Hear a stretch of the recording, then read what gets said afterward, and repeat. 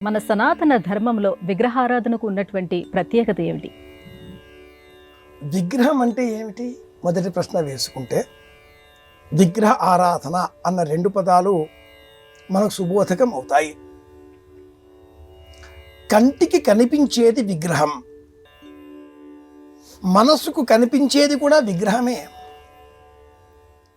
గ్రహము అంటే ఆకర్షించేది, గ్రహించేది అని అర్థం. విగ్రహం విశేషంగా ఆకర్షించేది, విశేషంగా గ్రహించేది.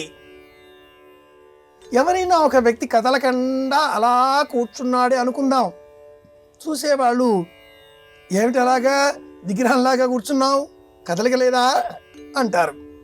కదలకుండా కూర్చుంటే గ్రహించే శక్తి పెరుగుతుంది.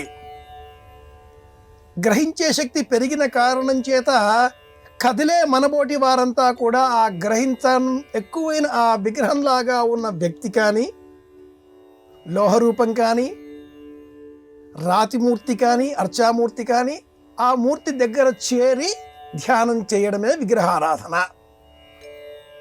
కదలకుండా కూర్చునే శక్తి ఎవరి వద్ద ఉంటుంది? గురువు వద్ద ఉంటుంది. గురువు దేవుడు. కదలకుండా ఉండే ప్రాణంతో ఉన్నవి ఏవి? చెట్లు. చెట్లు దేవతా రూపాలు.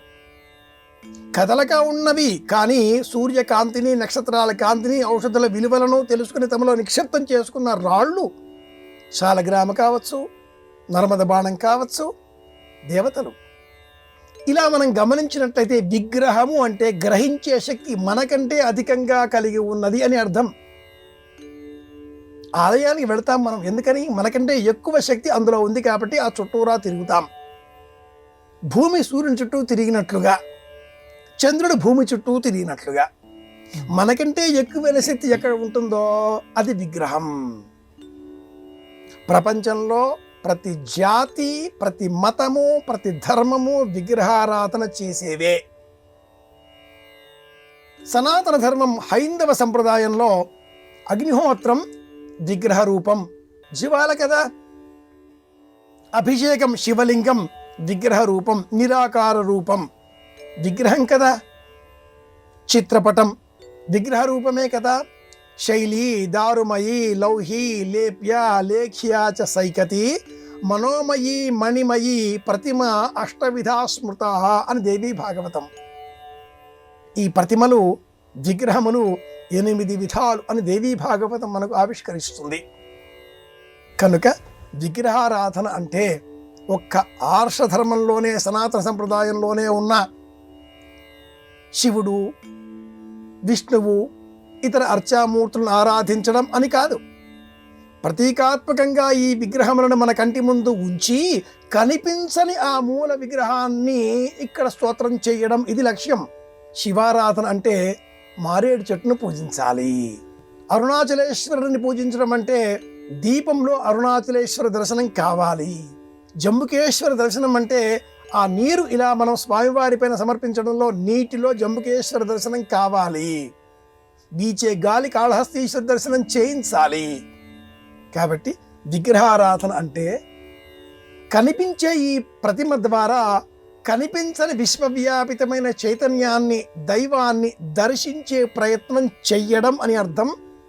ఇంత స్పష్టంగా మానవులమైన మనందరికీ కూడా అర్థం చేయించిన ఒకే ఒక ధర్మం సనాతన ధర్మం, ఆర్ష ధర్మం, హిందూ ధర్మం. ఇది నిజమైన విగ్రహారాధనకు అర్థం. అంతేకాని ఒక ప్రతిమ తీసుకువచ్చి ఎదరగా ఉంచి పూజించడం ఇది కాదు సుమా. ఒక భక్తుడు శివుడిపైన విపరీతమైన ప్రేమ కలవాడు అర్చించి అర్చించి తన కోరిక నెరవేరకపోవడంతో, ధనం రాకపోవడంతో విష్ణువు విగ్రహం తెచ్చి అర్చించడం మొదలెట్టాడు. ధూపాలు వెలిగించాడు, దీపాలు వెలిగించాడు, నైవేద్యాలు పెట్టాడు, అగరత్తులు వెలిగించాడు. కాసేపు అయ్యాక అనుమానం వచ్చింది, ఇక్కడే పక్కన ఉన్న శివుడికి కూడా ఈ ధూపం చేరుతుంది అని చెప్పి శివలింగం చుట్టూరా బట్ట చుట్టేశాడు. నేను సమర్పించే ఈ ధూపదీపాలు విష్ణువుకే సంబంధం, శివుడి కన్ను కూడా పడకూడదు, వాసన ఉంది, పీలుస్తున్నాడు, బట్ట కట్టేశాడు.